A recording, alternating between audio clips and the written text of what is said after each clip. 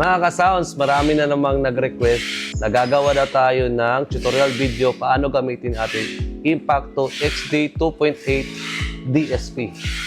So ito na guys, tuturuan ko kayo. Let's go! So guys, first natin gagawin, i-on natin yung ating DSP.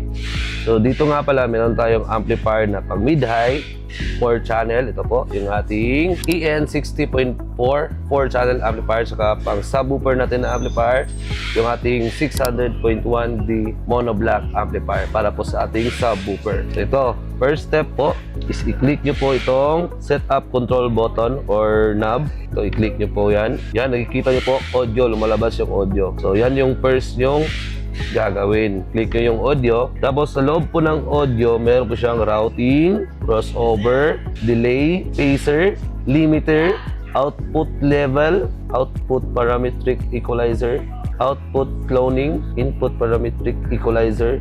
So yan po lahat ng laman ng audio. So first natin gagawin, dito tayo sa routing.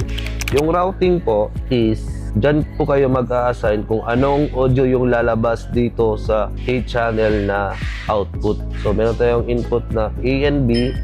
So nakikita natin output number 1. So yung output number 1 po natin is yung lumalabas po na signal is yung right signal lang po. So kung gusto mo naman left and right, so ipihit mo lang itong knob at magiging left and right na po yung lalabas dito sa channel 1 or output 1 ng ating DSP. So ganyan po mag-routing. So lagay natin dito naman tayo sa channel 2. Punta ka po, click mo lang yung channel 2. Kung gusto maging left yung channel 2, pihitin mo lang ito at punta ka sa left.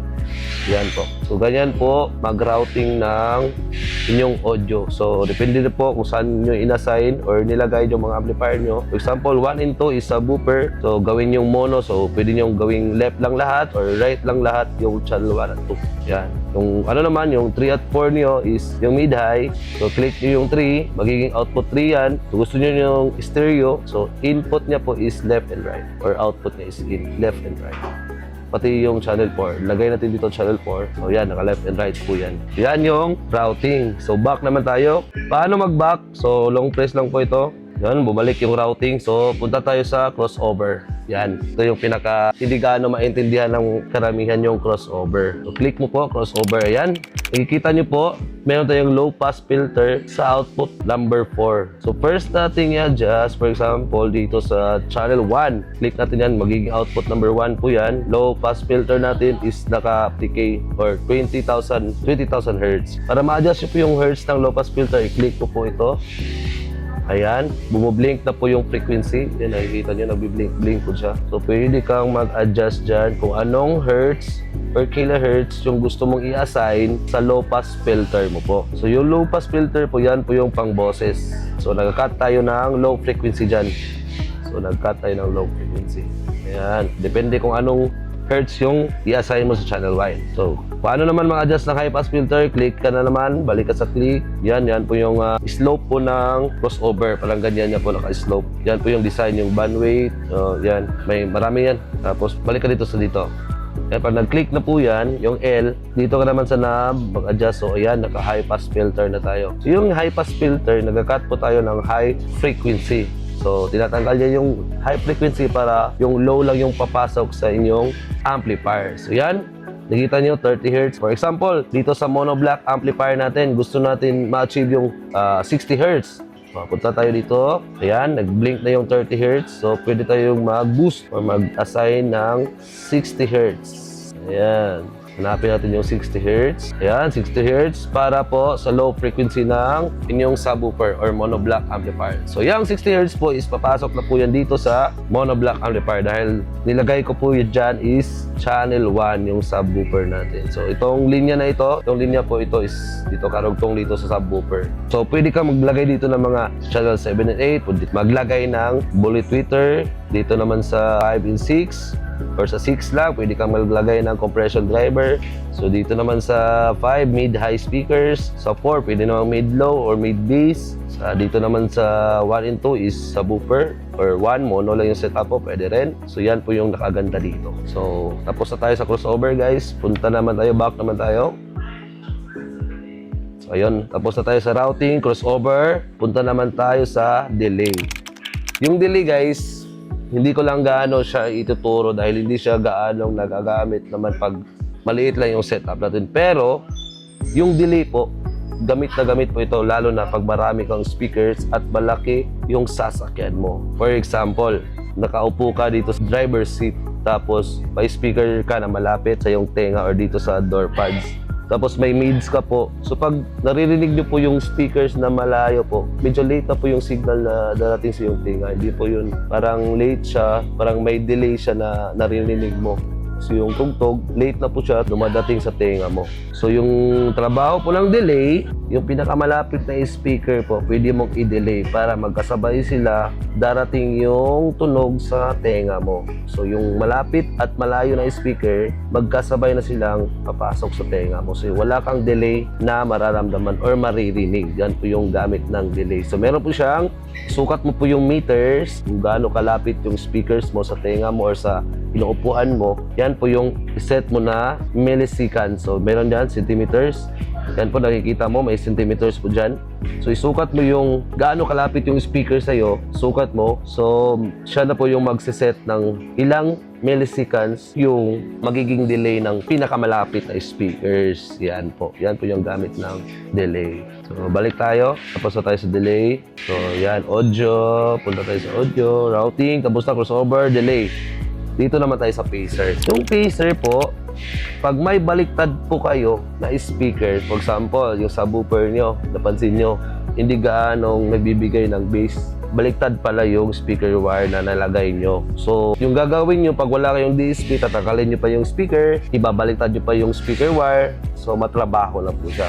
So dito po sa DSP, hindi na po yun kailangan. Dito lang po sa pacer. For example, ito, output number 5. Punta tayo sa 1. Ilagay natin yung output number 1 is subwoofer po. Ibaliktad nyo po. So pwede nyo pong gawing 180 degree. Ito, 180 degree yung ating subwoofer. So siya na po yung babaliktad ng phase ng speaker automatic po. So hindi ka na magtatanggal ng speaker. Hindi na masasayang oras mo. Isang click nyo lang, automatic mababaliktad na po yung phase or polarity ng speaker nyo. Sa isang click lang dito sa DSP. O diba?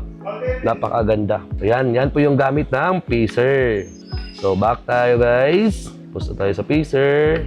Dito naman tayo sa limiter. Itong limiter po is gamit na gamit nito lalo na pag may mga tugtog tayo na biglang lumalakas or na biglang na volume niyo po yung source of audio or yung mga player nyo po. So, pwede kayo mag-set na anong decibels. Yan po, may decibels dyan.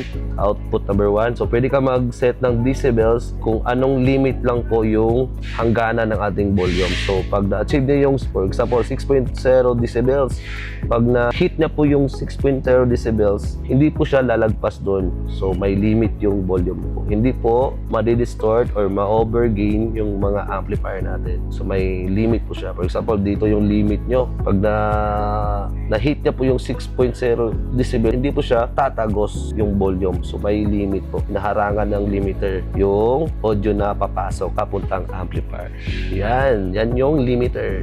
So, tapos na tayo sa limiter. Next, output level. Output level po is lahat ng ito, yung ating output 1, 2, 3, 4, 5, 6, 7, 8. Meron po yung gain every channel. So, pwede nyong i-adjust. For example, yung subwoofer niyo, gusto nyong hinaan konti dahil napakalakas, medyo matatabunan yung mids nyo. So, punta ka dito sa level, output. Output number 1, hinaan nyo, pwede nyong in-negative. Yan. So, yan po paano magpahina or magpalakas. For example, palakasan natin yan. Positive 3.5, 3.6, ganyan. So, yan lang po. Depende anong channel yung gusto nyong adjustin. For example, 4. Click nyo number 4. Yan, output number 4 na po. Yung default po niya is 0 decibels lang po. So, gusto mong lakasan yung channel number 4, yan po. Ikutin mo lang itong knob na ito. So, yan po. Every channel yan na meron po siyang output level. So, tapos na tayo sa output level. Back tayo sa output parametric equalizer. Meron siyang equalizer every channel. So, click natin. So, meron siyang 31 band po ha. 31 band equalizer. Yan, no? So, yan guys, nakikita mo, EQ number 1, output number 1 po tayo. So, number 1, yan po yung output number 1 natin. Nakikita nyo. So, click nyo lang yan. For example, yung 20 Hz. gusto nyo palakasan or i-boost, punta ka lang dito sa decibels. Yan, magbo-boost na po siya. So sa graphic nyo po makikita yan, tumataas yung 20 Hz yan. Kung mayroon kayong graphic na makikita. For example, punta naman tayo sa, lagay natin yung 60 Hz or 50 Hz. Lagay natin 50 Hz. Gusto nyo i-boost, hanapin nyo si 50 Hz. Ayan, kikita nyo 50 Hz. So, for example, gusto nyo i-cut. Example, mag-cut tayo ng 50 Hz. Punta ka dito sa decibels. Yan o. So, ayan po.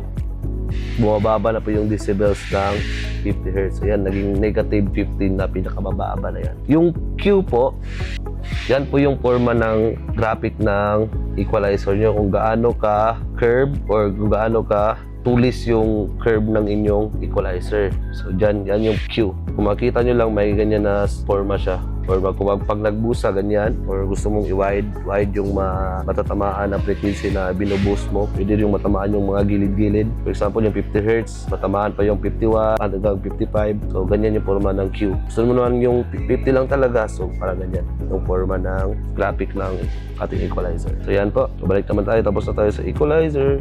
So, yun lahat. Tapos na po tayo. Yan lang po kadali gumamit ng DSP. So, meron naman marami namang tutorial po sa YouTube na pwede nyo makita para mas madagdagdagan pa yung kaalaman nyo paano gamitin yung DSP. So, ayun. Ganun lang kadali gumamit ng DSP. Sa mga gustong bumili online ng DSP, puntahan nyo lang po yung online store natin. Or bisitahin nyo po kami dito sa aming physical store sa Davao at sa San Francisco at Luzon del Sur.